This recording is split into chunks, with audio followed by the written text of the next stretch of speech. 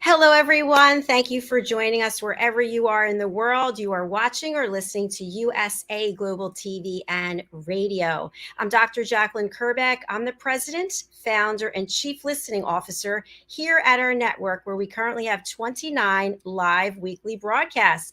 Our show today is The Wise Ones. And of course, joining me is my super special friend, mentor, book coach, co-host. I could go on and on. He's a big part of what we do here at this channel. His name is Red O'Loughlin, and he is not only a co-host, he's also one of our expert presenters on Talking Heads. He's one of our elevated listeners, and he soon will be leading a panel on health and wellness. Let's welcome him, and then we'll bring out our guests. Welcome, Red O'Loughlin.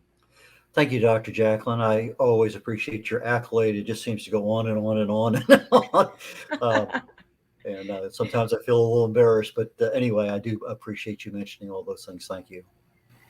Well, thank you very much, Red. And I'm really glad that we're doing this show together because we have a gentleman who is backstage and he has transitioned from one part of his professional life to another. And many people have been doing this as a result of the pandemic, or maybe it was just like, I've had enough of what I was doing. My eyes are open and I'm going to do something else where I have my passion.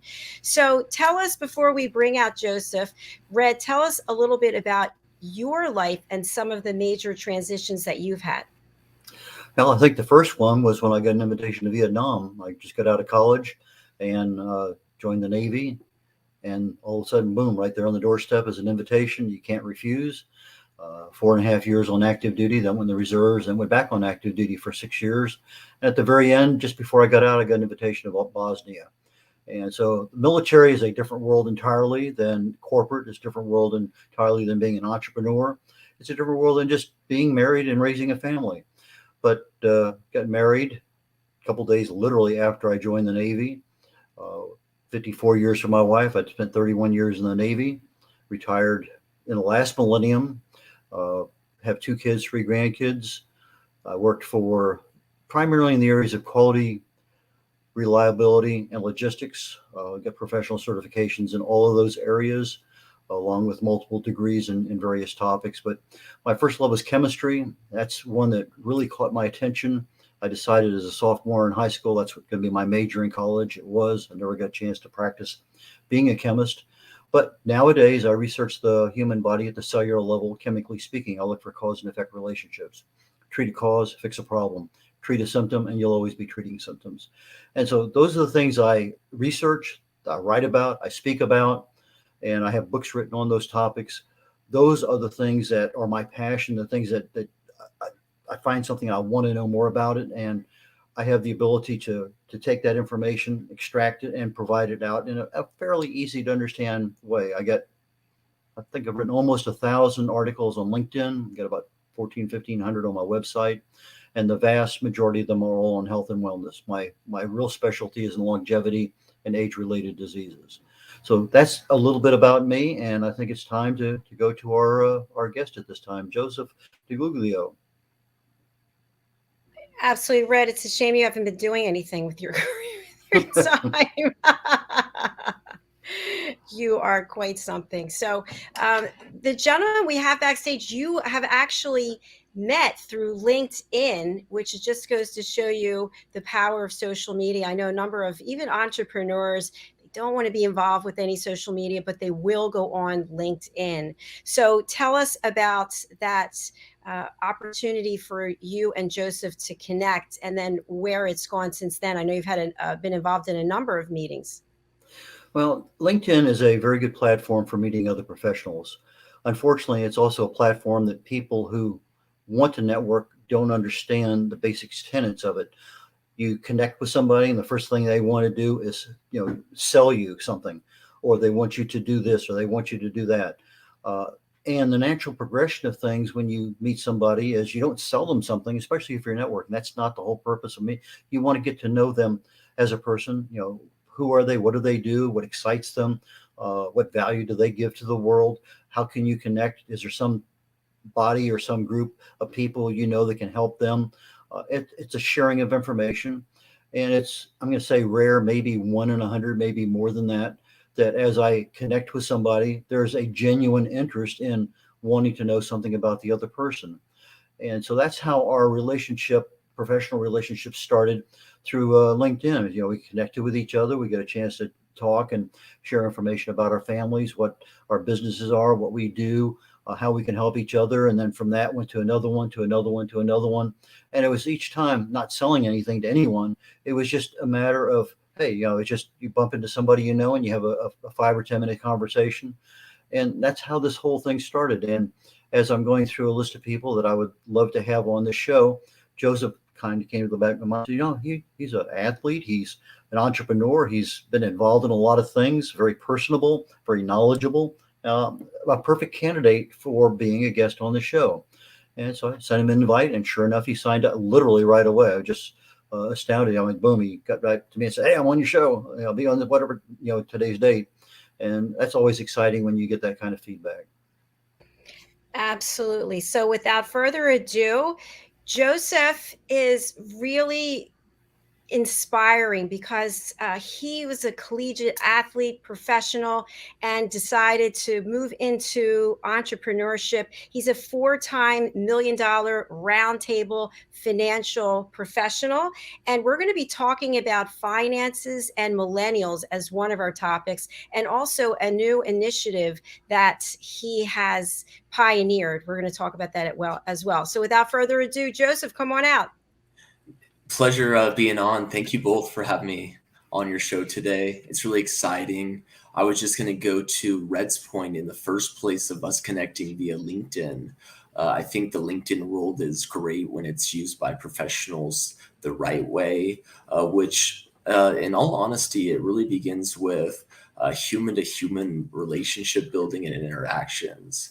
I think sometimes, in this world we live in nowadays, there's a lot of product-driven mindsets, and there's obviously a lot of incentive to get X, Y, or Z done with your career. But sometimes it can also lead to us forgetting about what really drives us to create great relationships in the first place, like I've been able to with Red in this example. I love that. Thank you for sharing that.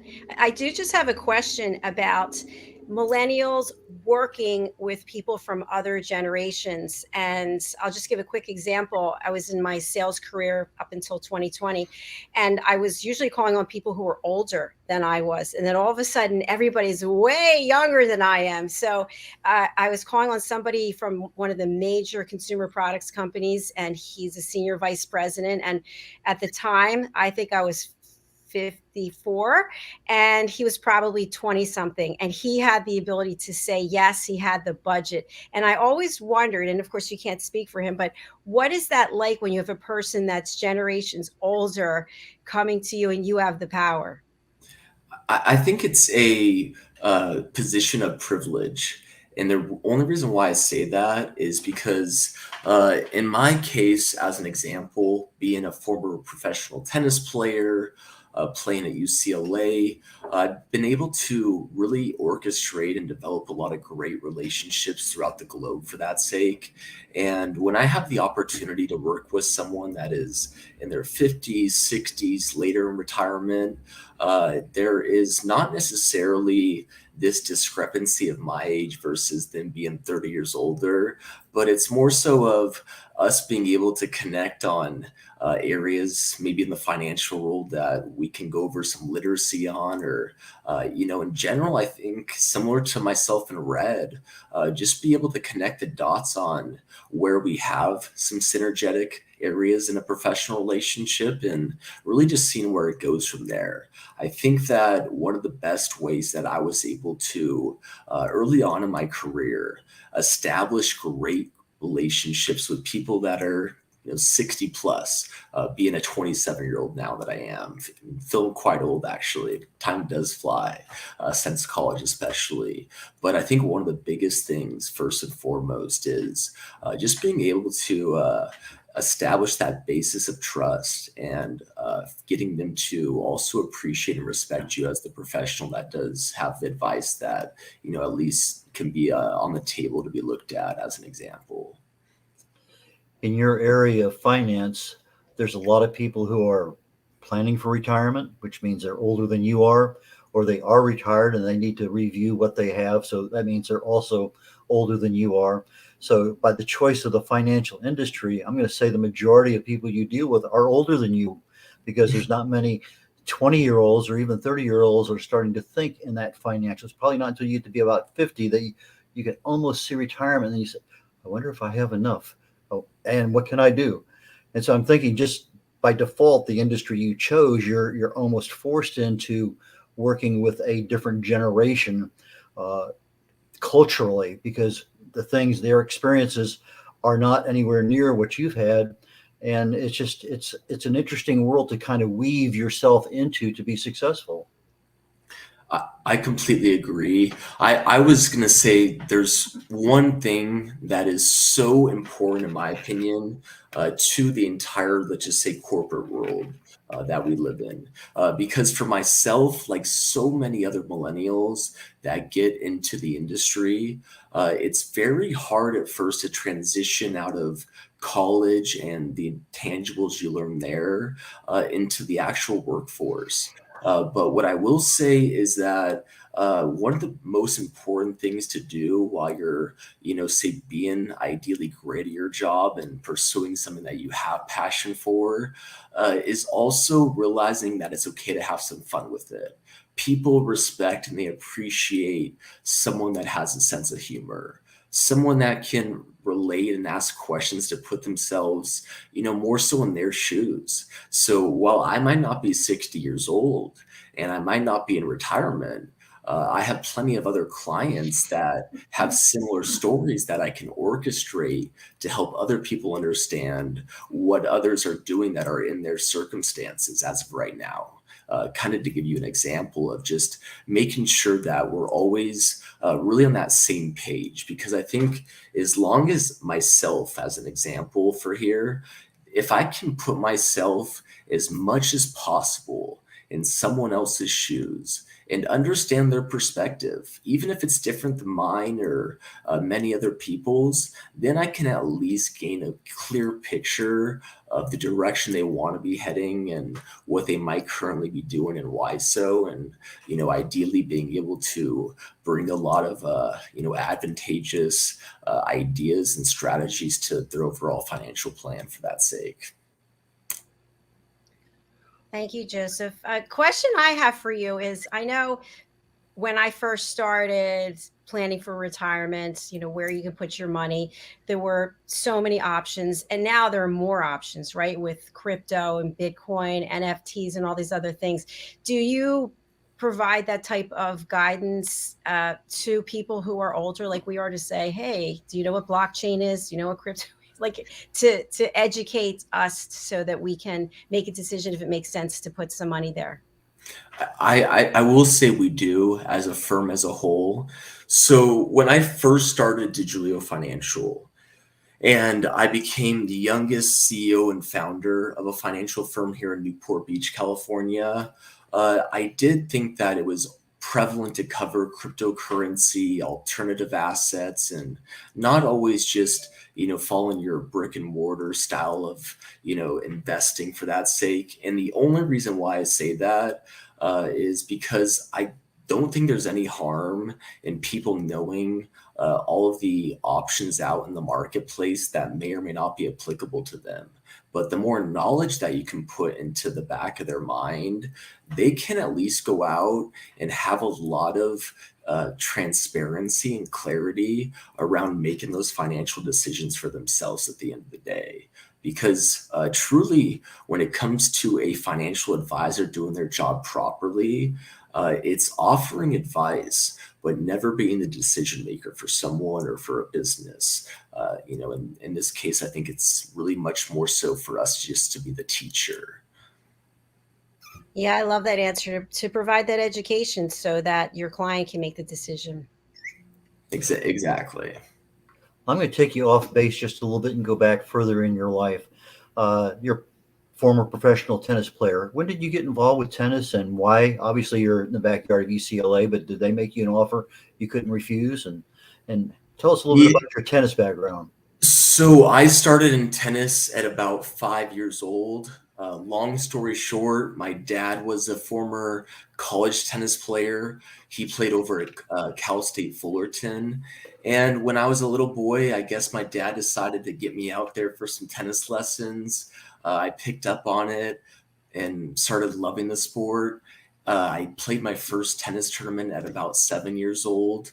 Actually won my first tournament, which was kind of exciting at the time. Not that I remember all of it that well. And from there, I really just got the privilege of traveling the world throughout most of my young life. So from about 11 years old till 15 years old, as an example, I played tournaments throughout Europe and parts of the U.S., of course, and Canada and Mexico, and really just got to experience so many things outside of tennis. And the only reason why I say all that is tennis and sports, I think that they're great because of the disciplines they instill for people, but they're also a great way for people to see the world and experience and gain perspectives that I think they may or may not have ever had in the first place without those sports. What was your typical training day like? So when I went to high school, as an example, I went to USA's training center, and it's currently based in Orlando. At the time, it was in Boca Raton. And so when I moved there as a freshman in high school, my family was in Newport Beach. I was just a young 14-year-old and going off on my own now for the first time, right?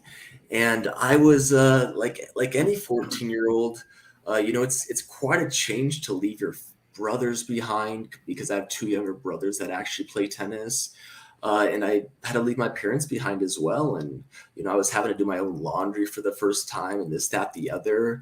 But when it came to training, besides the heat and the humidity of Boca Raton, Florida, we were practicing about 5 hours a day and doing about 2 hours of fitness a day. And that does not include deep tissue massages, ice baths, and a lot of the other things that go into being a part of USA's training team. But it was a great experience, and I did have a lot of positive takeaways before I did go to UCLA, of course, after high school. Did you get any other offers from other universities to play tennis? Yes, I did. So I was very close. I was on the verge of, I think it's the easiest way to compare it is it's essentially like a professional choosing which career they want to end up in. So maybe they go interview at 4 different companies, right? In my case, I had scholarship offers from University of Michigan, Alabama. I was a big fan of University of Texas, Austin. But when it all was said and done, it came down to San Diego State because they had a great facility, great coaching staff, and really resonated with their team. But then on the flip side, I had UCLA that had a dynasty of history and a coach that was the #1 player in the world at 15 years old for junior tennis players at the time back in the day. But I honestly, when I looked at all my offers, one of the biggest things that made me choose UCLA, setting aside the degree, was I wanted to stay somewhat close to home. And it's always hard to leave California, being a native of Newport Beach in my case. And Newport Well, Beach is very nice. it is a very nice place. Been there many times. It really is beautiful. It sometimes is a little bit spoiling for me because I know there's so many other great parts of the country, right? But it's hard as a California native in general, I think, to just all of a sudden pack up your bags and move to places like Florida for extended periods of time. I think Dr. JACALYN does that almost every year. What, go to Florida? Yeah. Well, up Yes. until COVID, yes. Yes, exactly. Very true. I wanted to ask you, I think you just answered this. So you founded your own company and you could have gone to Wall Street or with one of the big banks. Did a lot of it have to do with the fact that you didn't want to leave California? I will say the biggest factor for me was the fact that I always wanted to be my own business owner. So when I first came into the industry, I started at a boutique firm here in Newport Beach for about 2 years. And, with some of the things that I was able to do from a financial literacy standpoint, such as taking over collegiate financial literacy for the ITA, or the Intercollegiate Tennis Association. They look over all 3,000 college coaches. But really at my heart, I guess maybe being from an individualized sport, there was always a part of me that wanted to be that self-entrepreneur and really bring something to the table in the financial industry that I had passion for, but also could use in my opinion, of course, my innovative ideas and strategies to, better the situations of my clients, to be honest. Because I think having an open infrastructure as a firm, it just gives people a lot of options, and it doesn't put them into circles or boxes of having to choose between A, B, and C. I think it's fun to have these open conversations. I don't think finance has to always be such a serious conversation as dreadful, like going to the doctor to get a blood test that you probably don't want to be getting for whatever fear you may or may not have. But I think, adding a little bit of fun to it and also making it innovative as times change, especially past COVID, that's really been what drives me every day and gets me up and, gets me joyful for what I do and what my team does around me as well. Dr. Jackson, it's about time for our commercial break now. Yes, it is. Thank you so much for the reminder. We're going to take a short break where we're going to feature two of our sponsors, Diane Floyd Boehm and also Al Cini with BCAT. And we'll be right back. Before we do that, I want to say that maybe the fact that he was a individual as a tennis player, I'm sure he played doubles, but sometimes you get that individuality bred into you by years and years of doing the same thing, and you're concentrating as an individual. And maybe that might be part of that innate decision to be an entrepreneur, but we can get into more of that after the commercial break. Sounds good, Red.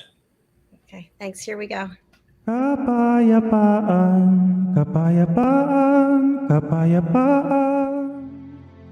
Diane Floyd Boehm's A Song of Peace tells the story of a young lad named Tommy whose fervent wish for peace on earth touches the hearts of his friends and family, spreads to his community, and eventually unites the whole world around making his dream of peace a reality for everyone.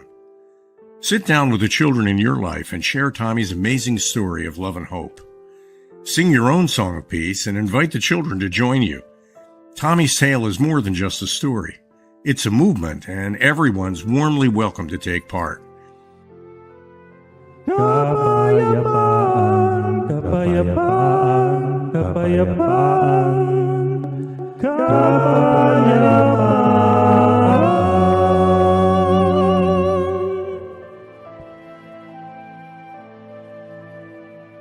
You'll find A Song of Peace, along with many other wonderful learning and enriching opportunities for children of all ages, at DianeFloydBoehm.com.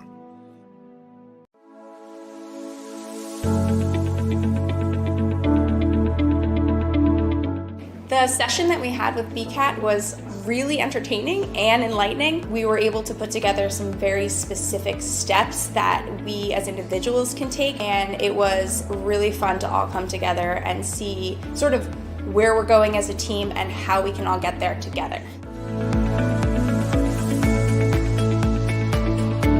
We had a tremendous experience with the BCAT partners. One of the challenges that we have as an organization is to make sure that we have the right people in the right chairs doing the right thing. To do that well, you have to have synergy. You can try to dream up ways to make sure that your group does that, or you can rely on experts. We would recommend BCAT partners to anybody who's looking to take their organization to the next level.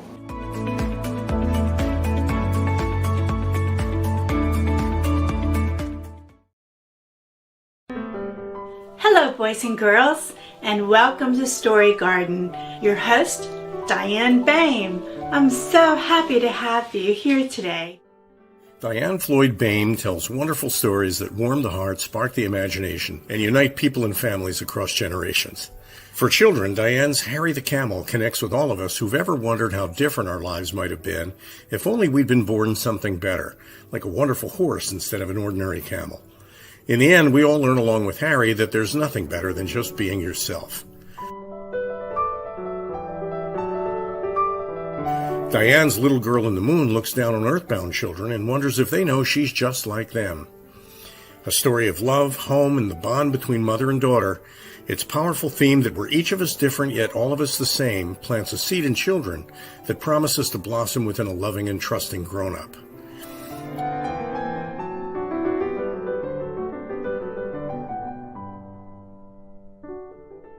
Diane's new biography, Rise, recounts the experiences of her grandmother, Ruby, to reveal the hidden strength of the human spirit.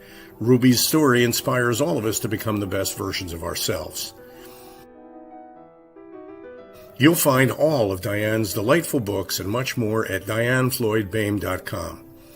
Visit dianefloydboehm.com. That's dianefloydboehm.com.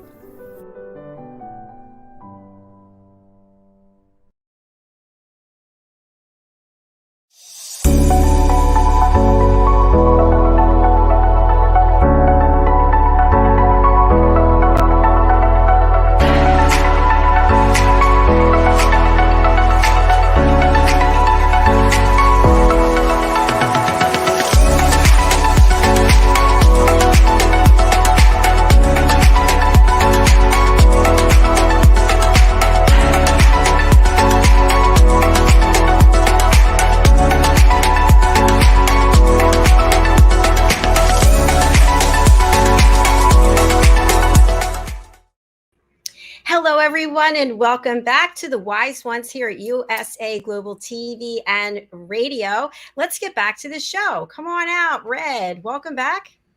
Always nice to be back. And let's welcome Joseph. Thank you so much. Excited to be back. Just before we left, I asked a question about most people graduate from college and they want to affiliate with a company. And let them determine their fate in life and their experiences and things.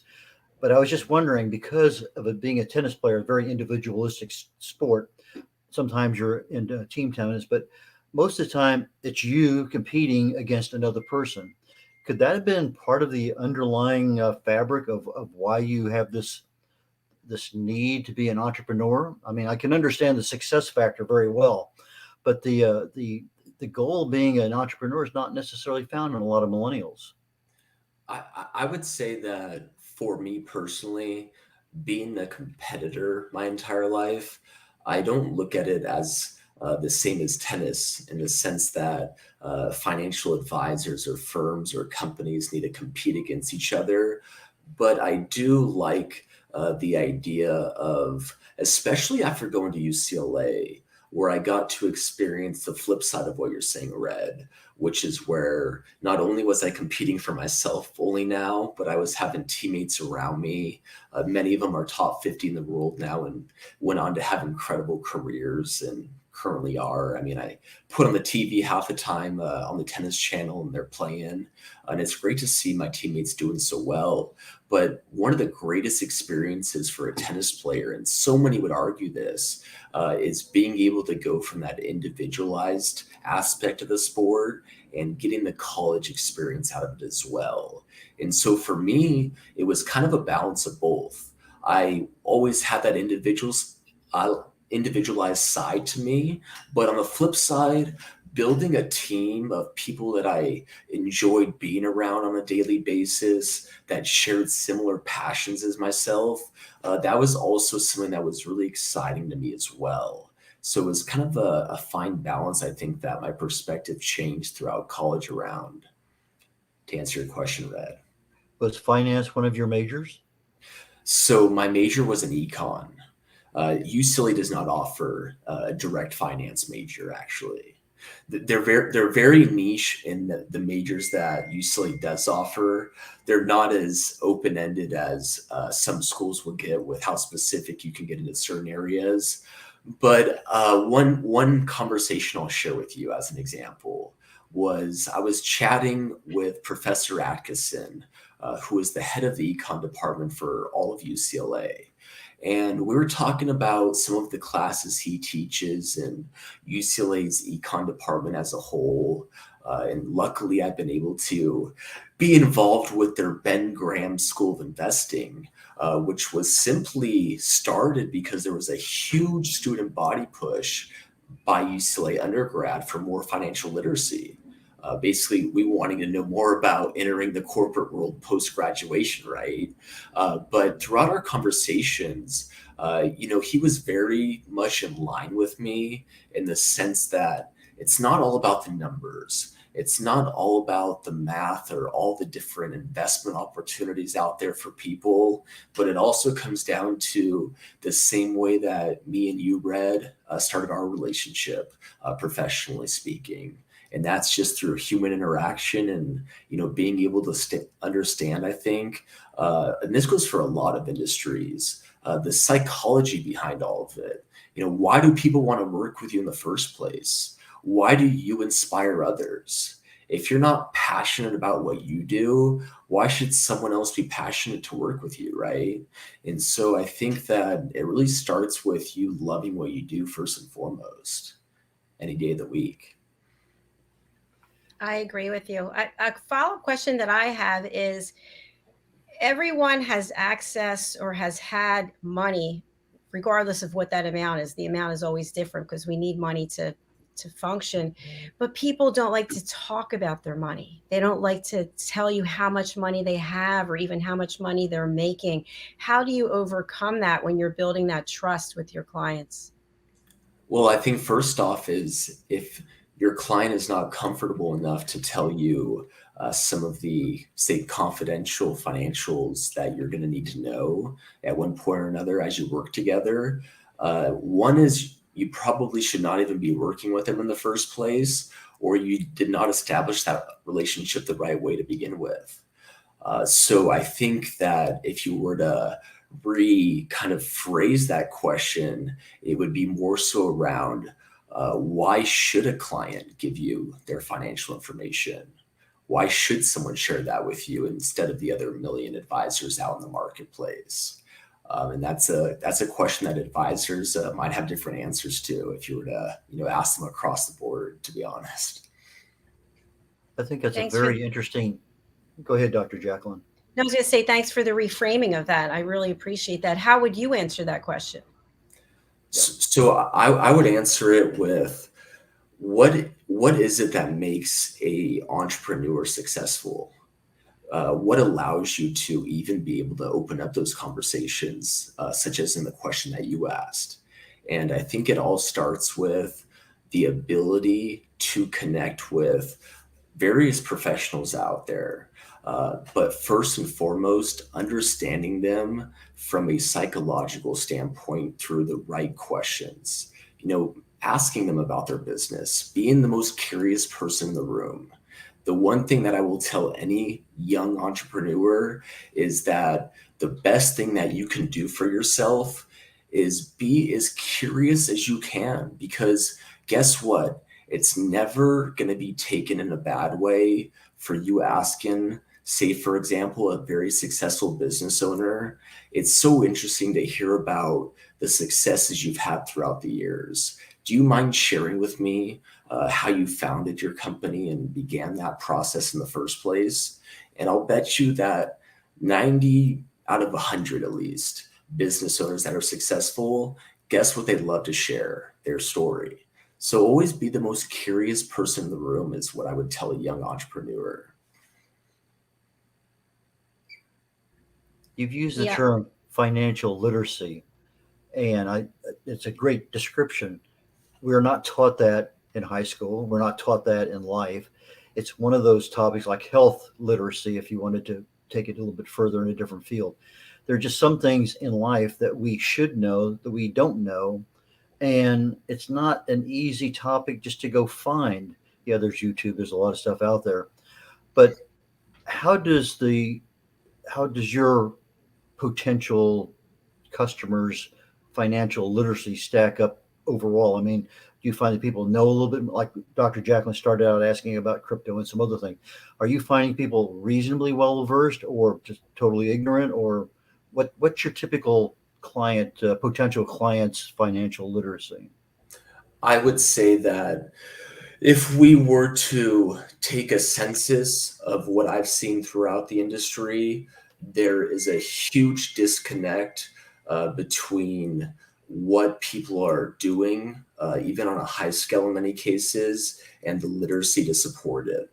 I have many clients that when they begin starting to work with me, as an example, might have their biggest contributions and holdings being in their company's 401k. But when I ask them, how does your 401k work? What is your goal with your 401k? Do you know how a 401k operates from a tax perspective? Oftentimes, unfortunately, at first the answer is no, I do not know any of the above. So I think literacy is something that is lacking throughout the United States, particularly in lower class and in the lower middle class income brackets of our society. Also with entrepreneurial literacy too. There's so many of 100%. us get into a business and 5 years later, 90% of them are out of business because they didn't have the literacy to know how to make good decisions. I think that being a financial entrepreneur, people become closed-minded. And, going to both of your points and some of the questions that you've asked, I was just going to say that there is kind of a societal way of how it works. You get your college degree and you go start off at an investment bank like Charles Schwab, or you go work for Wells Fargo, or you go work in whatever industry it may be, because there's a lot of great industries out there, right? But I think for those that are willing to say, I'm happy with not taking a direct salary, but rather proving my worth in an industry that's being more commission based, as an example, I think at that point, it's really going to be similar to an athlete. If you look at some of the best athletes in the world, they will always say that their best coach is themselves personally. They bring in coaches throughout the years to, maybe help them in this area or that area. But an entrepreneur has to be able to look themselves in the mirror and have confidence for whatever they're going after. Because I think the two pieces that pretty much guarantee success for an entrepreneur is one, having a why. Why do you wake up every day and go out and work harder than anyone else in your industry to, have success for yourself and for your clients, in my case, as an example, right? But then secondly is your why leads into the consistency, because I favor consistency over talent any day of the week.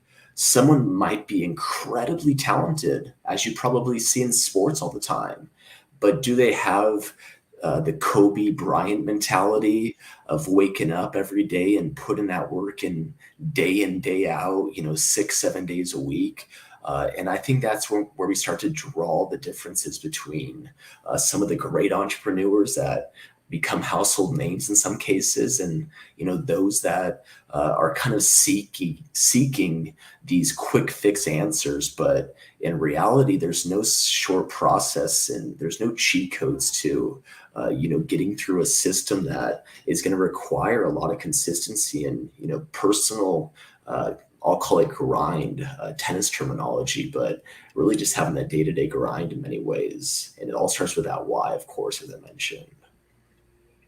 I agree. Good points. And I think I've known and do know some relatively new entrepreneurs, and you can see that their heart's not in it anymore because their main focus is, when am I going on vacation? I'm taking the weekend off again. And you have to do that grind. Like what you're saying, you are the business. You've got to show up and you've got to know what is the value you bring. Why is this that you decided to go down this path? Do you still have the passion that you used to have when you thought about doing it? I do. And my why, I am always so excited in the sense of being glad to share it. I share it with the majority of professionals that I either have affiliations with or with my clientele. And my why started when my mother passed away, unfortunately, in her late 40s. And this was about 3 months before I actually started interviewing for the financial industry. And what I did have that I always held close to heart was the aspirations for what I wanted to be able to accomplish beyond just finance. And that was being able to give back to mental health awareness, looking beyond not just myself, but the bigger picture. And the bigger picture, I think, for anyone is the goals that they have throughout their life that's not related to a number you can put on it. But of course, your career is going to always support that.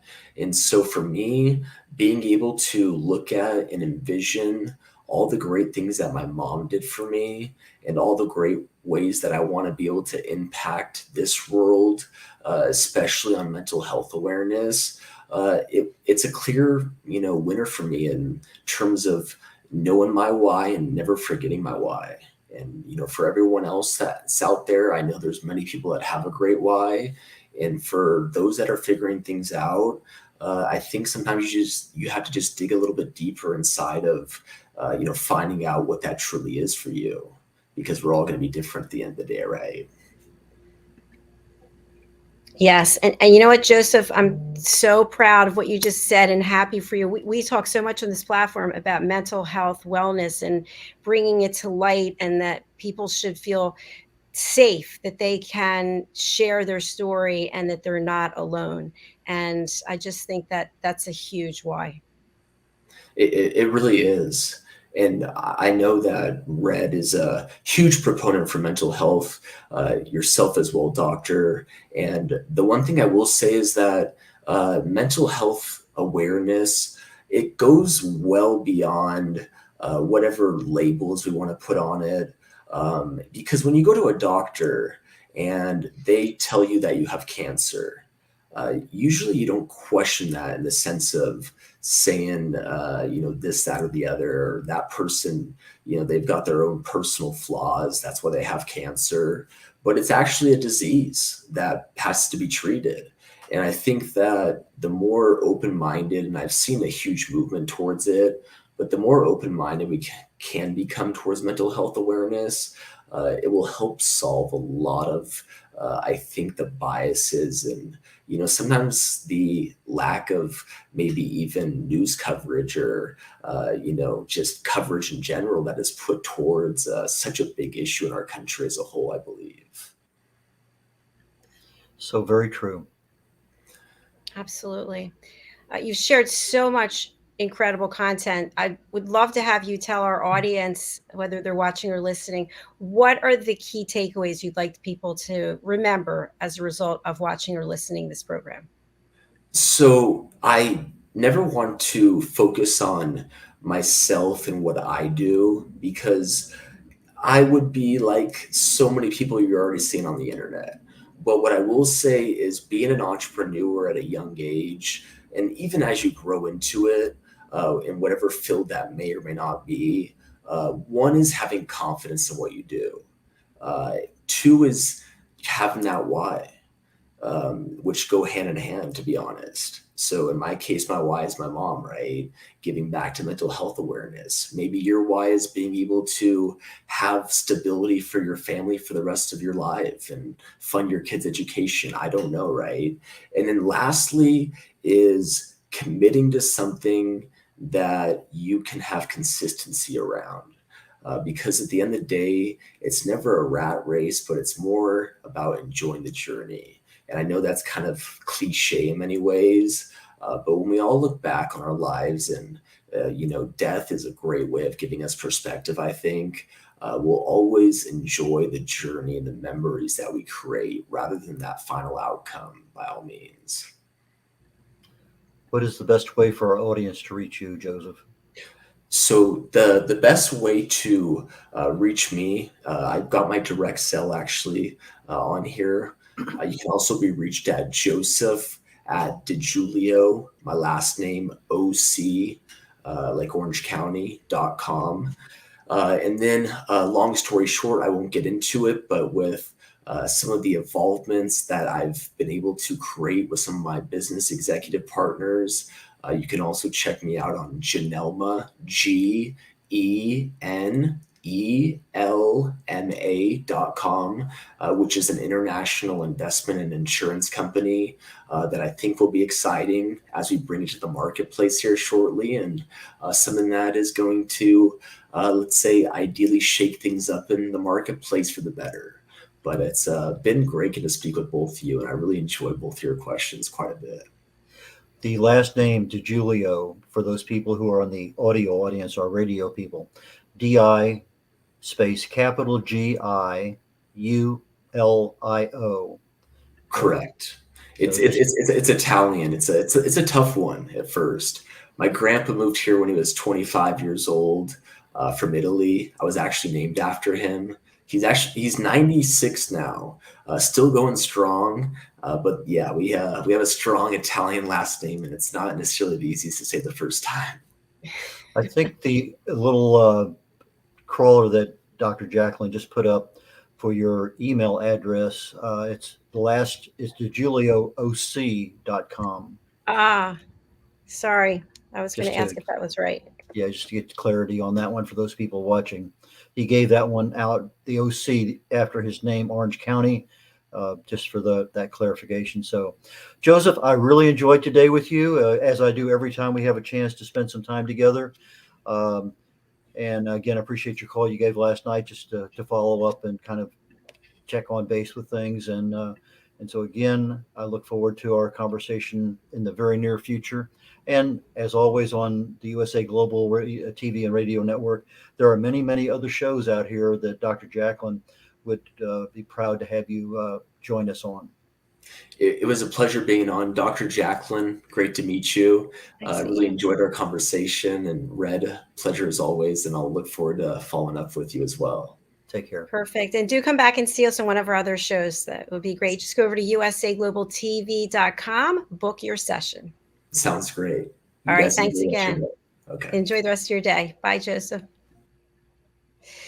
He's super. Really glad that you brought him to the platform. Thank you. I love to hear from people who are younger and just experience their energy and their wisdom. He and I connected very quickly, and we had a lot of mutual discussions on areas of interest. Some that I was, from a professional tennis or tennis academics and athletics.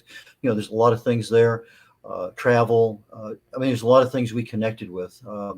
And so from that perspective, we just started the process right and just continued on down the road, and it worked out mutually beneficial for both of us to have a really good working relationship. It's excellent. Red, do you play tennis, or have you played tennis? I've played one game in my life ever. That's been it. And that was somebody trying to show me what to do. And it's not something you pick up when you're in your 30s, just, playing after you've had a few drinks at the bar, which was I know some people who do, by the way. I really had 3 shots and you're going to play tennis. Yeah, that's when I play the best. Okay. That's what you think. Great. But anyway, real quickly, the next show up is Talking Heads. Today is show number 4 out of 6 on post-pandemic health. And today we're getting into the real crux of the matter, the immune system.